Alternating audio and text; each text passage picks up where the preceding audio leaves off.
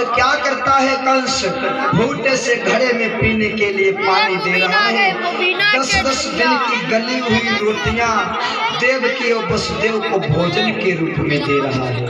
आज मेरे भाइयों, नरक जैसा जीवन देवकी और वसुदेव का जेल खाने में मेरे भाइयों व्यतीत हो रहा है। आज इधर हुआ क्या, समय बीत रहा है, धीरे धीरे देवकी का नवा मास पूरा होता है। एक फटी सी कमनी में देवकी और वसुदेव जेल खाने में पड़े सिसक रहे हैं। अचानक हुआ क्या, जेल खाने की दीवार पर नीला नीला प्रकाश चमकने लगा। अब भगवान उसी जेल खाने में चतुर्भुज स्वरूप में प्रकट हो गए। बोलिए सच्चिदानंद भगवान के।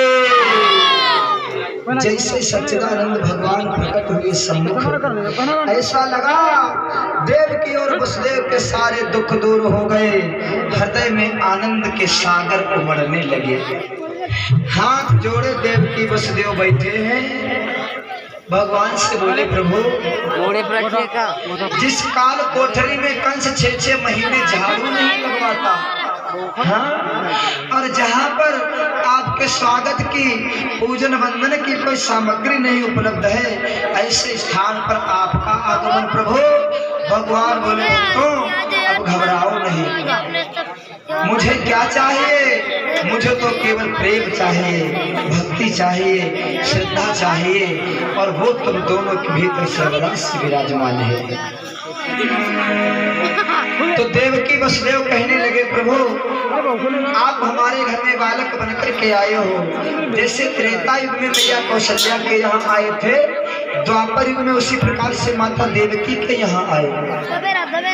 बाल स्वरूप भगवान ने धारण किया, बाल स्वरूप। उसी समय वसुदेव जी महाराज बोले, देवकी प्रभु बाल स्वरूप में आए हैं। देवकी बोली, स्वामी प्यास बहुत लगी है, थोड़ा जल पिला।